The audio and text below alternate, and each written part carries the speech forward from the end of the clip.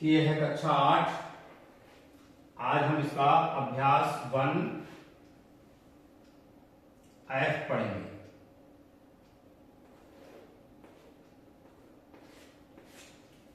तो इसमें पहला सवाल है हमारा, निम्नांकित कथनों के सम्मुख सत्य या असत्य जो सही हो लिखें।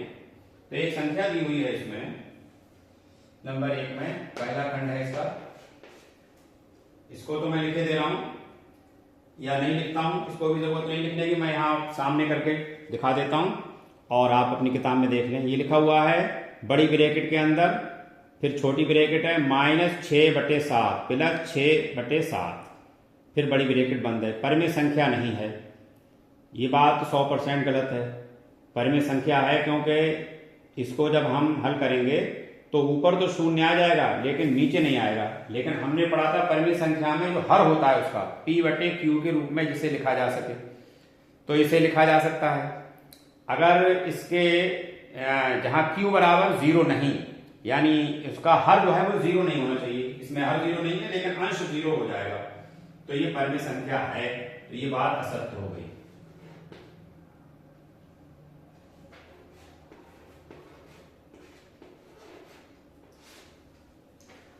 दूसरा इसमें सवाल है, इसमें आपके के इसमें लिखा हुआ है, देखें आप, परिमेय संख्याओं में योग का तत्समक अवयव 0 है। तत्समक अवयव 0 है, तो ये सत्य है, बात बिल्कुल सही है।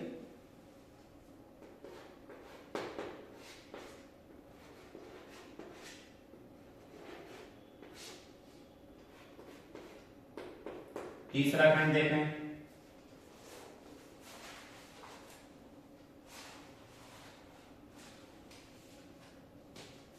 तीसरे खंड में कहा गया है परिमेय संख्या 0 का योगात्मक प्रतिलोम नहीं होता।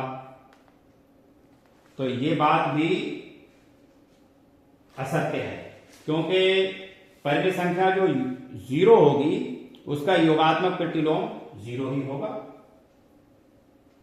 तो ये बात भी असत्य है।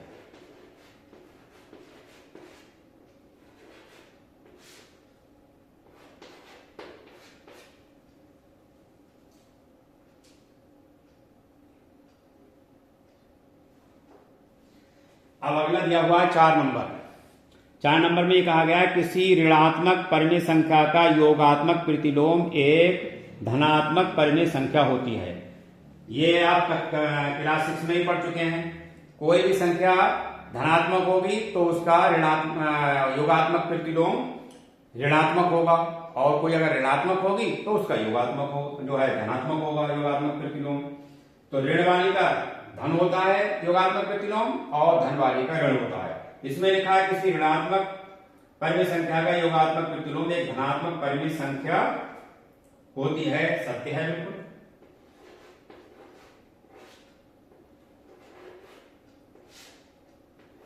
सत्य आ गया। अब 5वां है,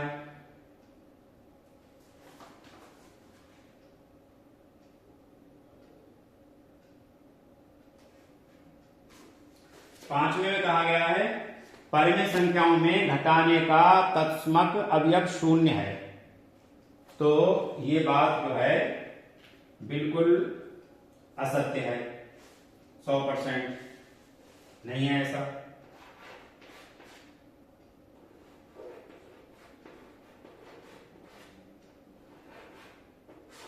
छठा देखो क्या कह रहा है।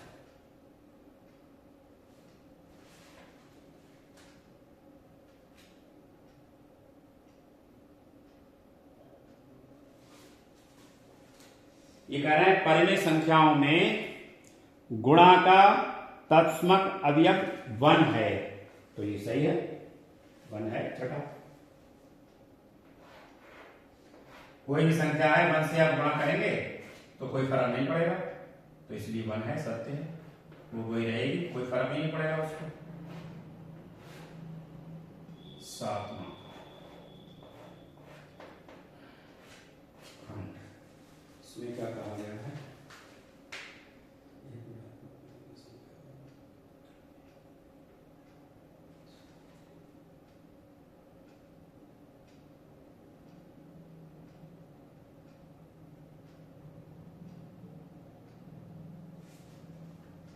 एक ऋणात्मक, सातवें में कहा गया एक ऋणात्मक परिमेय संख्या का गुणात्मक प्रतिलोम एक ऋणात्मक परिमेय संख्या होती है।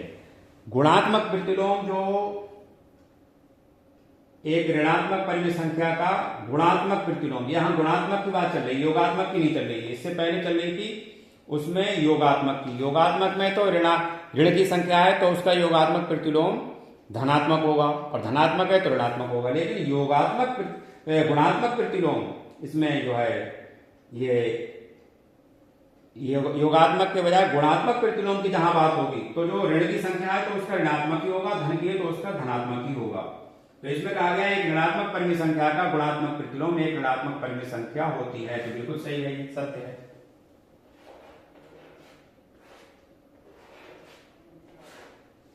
उसके बाद आया 8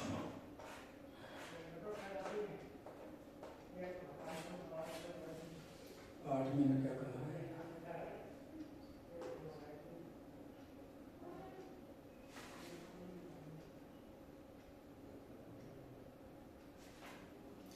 ये कह रहे हैं यदि परिमेय संख्या x का योगात्मक प्रतिलोम x है तो x बराबर 0। सही है।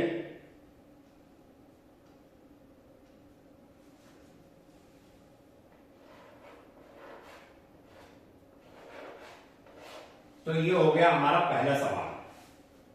अब उसके बाद है और आगे सवाल आ रहे हैं, हम उनको करेंगे। इसी बोर्ड पे हमारी जगह बाकी है, यहीं पर कर सकते हैं।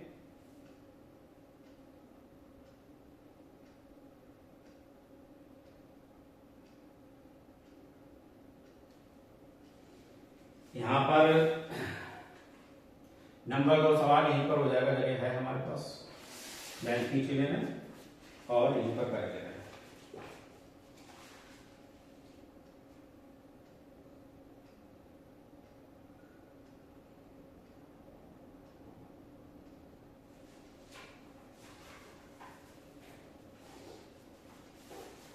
देखिए पहला दूसरे सवाल का पहला खंड, दूसरे सवाल के पहले खंड में कहा गया है ब्रैकेट के अंदर है -5/12 ब्रैकेट बंद है। फिर उसके बाद प्लस का चिन्ह है और उसके बाद खाली जगह है, खाली जगह है ये। फिर बराबर का चिन्ह है और उसके बाद फिर यहां -5/12 ब्रैकेट बंद। ये है सवाल। तो खाली जगह में क्या आएगा?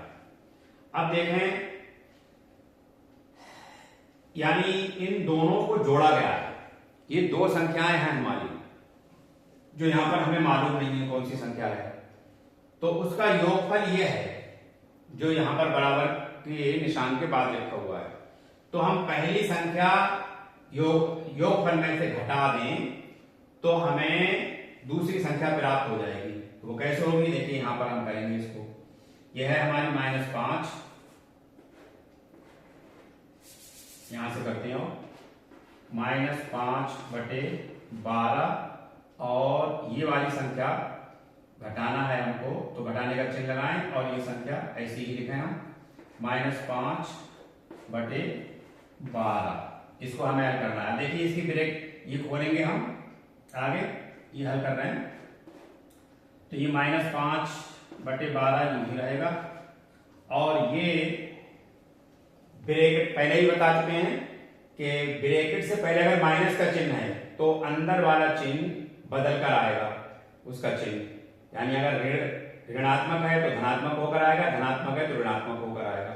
और ब्रैकेट से पहले अगर धन का चिन्ह है तो अंदर वाला ही चिन्ह आएगा, कोई फर्क नहीं पड़ेगा। तो यहाँ देखिए चिन्ह बदल जाएगा, अंदर माइनस है तो यहाँ अंदर वाला प्लस हो जाएगा। तो यहाँ ये संख्या बन जाएगी प्लस की 5/12। अब देखिए ये माइनस की संख्या है और एक ये प्लस की है, तो इसका उत्तर 0 आ जाएगा। कैसे आ जाएगा वो भी देख लीजिए और हल कर दे रहे हैं मजीद। ये देखिए 12 इसका लासा हो गया और ये आएगा 5 माइनस के, 12 एकम 12 और 1 पंजे 5 माइनस के और ये प्लस के हैं 5। अब देखिए ये जब आपस में खत्म होंगे आपके घटेंगे तो ये यहाँ पर आ जाएगा, यहाँ लिख ले रहे हैं या कहीं, चलो यहाँ छोड़ो, यहाँ छोटा हो रहा है थोड़ा, हो सकता है देखने में दिक्कत हो आप लोगों को, तो मैं इसको यहाँ लिख रहा हूँ इसी जगह पे।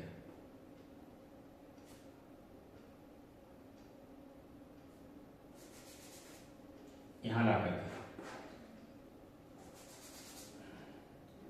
ये 12 हो गया इसका लासा, 12 एकम 12, ये हो गया -5 और 12 एकम 12, 1 एकम 1 5।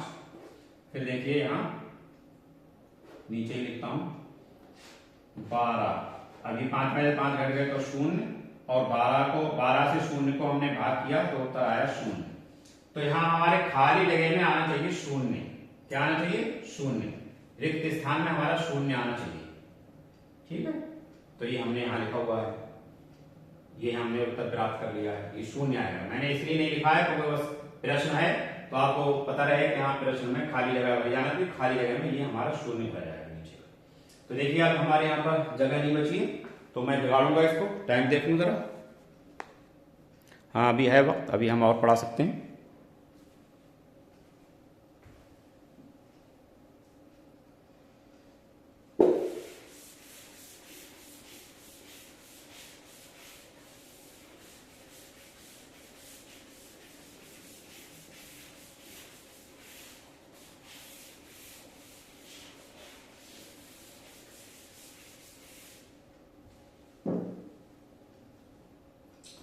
अगला हमारा सवाल है इसमें का,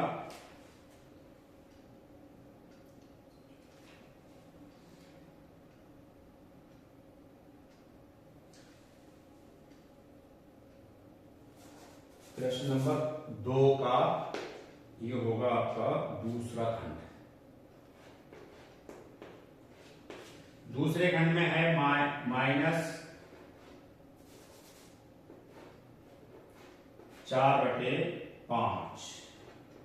और ये ब्रैकेट बंद है, उसके बाद है माइनस का चिन्ह और फिर है खाली जगह, फिर बराबर और उसके बाद है 0। क्या है? 0।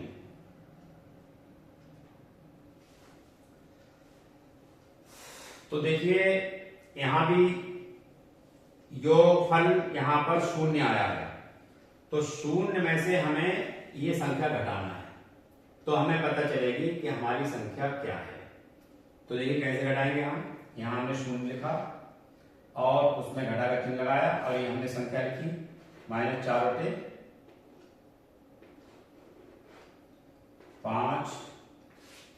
अब इसको हमने और हल किया, ये 0 ही रहेगा, यहां हमने खोला इसको ब्रैकेट को तो ये प्लस आ गया। अभी मैंने समझाया था पिछले सवाल में, माइनस है ब्रैकेट से पहले, तो ये 4/5। अब ये 0 इसमें जोड़ेंगे तब भी हमारा तो क्या रहेगा, वही रहेगा जो है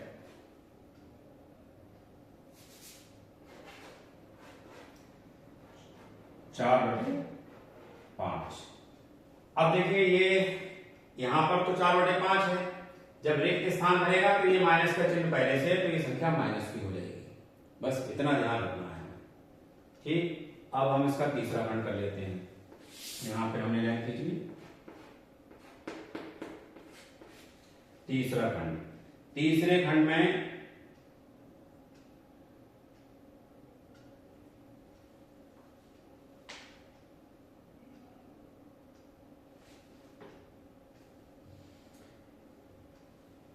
ब्रैकेट में संख्या दी हुई है,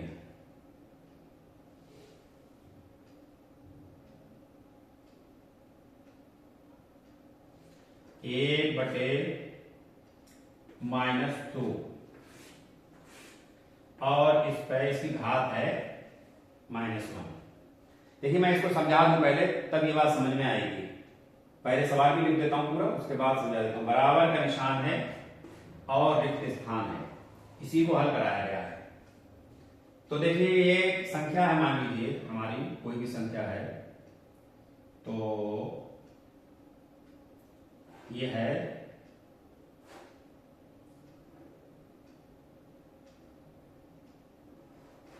1/2। और इस पर घात लगी हुई है हमारी, मान लीजिए 1, ये घात 1 लगी हुई है और 1 सब पर होती है घात। अब जैसे ही ये संख्या हमारी ऊपर जाएगी, कहां, अगर हमारी ये संख्या ऊपर चली गई तो ये घात हो जाएगी माइनस की, और अगर इसको बदल देंगे तो यानी प्लस में करेंगे इसको तो ये इस तरह से हो जाएगी। और वहां संख्या सिर्फ माइनस की है, ये माइनस की है सिर्फ, यहां पर माइनस का नहीं है, यहां माइनस का चिन्ह नहीं है, यहां माइनस की है तो यहां माइनस लगा लेना। तो इसकी ये यहां घात माइनस में है तो यहां प्लस में हो जाएगी घात। प्लस में घात करने के लिए -2 यहां रहेगा, ये तो ये हो जाएगा हमारा इस तरीके से। तो इसका आएगा -2, ये उत्तर आएगा हमारा एक जगह में। फिर है उसके बाद चौथा,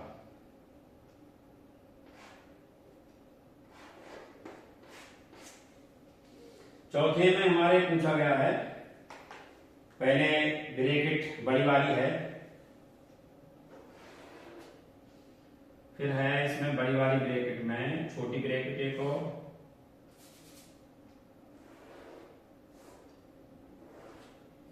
छोटी ब्रैकेट में -2/3 ब्रैकेट बंद, गुणाकार चिन्ह 3/4 और बड़ी ब्रैकेट बंद और उसके ऊपर -1 घात है।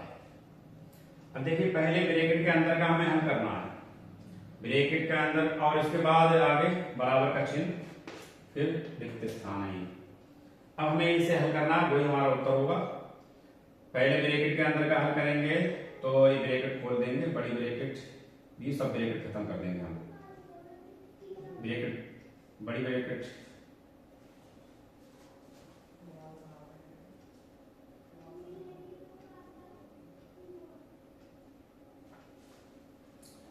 इसमें पहले से काट लेंगे, यहां बाहर निकालने के बाद बड़ी रहेंगे -2/3 गुणा 3/4 और बड़ी ब्रैकेट में है घात ये लगी हुई है। अब इसको काटेंगे हम, ये 2 है, 2 एकम 2 और ये हो गया 2 दूनी 4, ये हो गया 3 से 3, 3 से 3 खत्म हो गया। तो ये हमारा हो गया -1/2, बिल्कुल सेम यही सवाल बन गया, ये वाला सवाल जैसा था। तो जाहिर बात है वही उत्तर आएगा हमारा -2, ये उत्तर आ जाएगा हमारा। जैसे ये घटाएंगे तो -2 हो जाएगा। तो ये हमारे पहले के चारों खंड हो गए, यानी दूसरे के चारों खंड हो गए। पहला सवाल हमने कर लिया और दूसरे सवाल के 4 खंड थे वो हमने कर लिए। फिर समय देख लें एक बार। हाँ ठीक है, अब आज के लिए हम इतना ही रखते हैं, फिर अब बचे हुए सवाल हम कल करेंगे।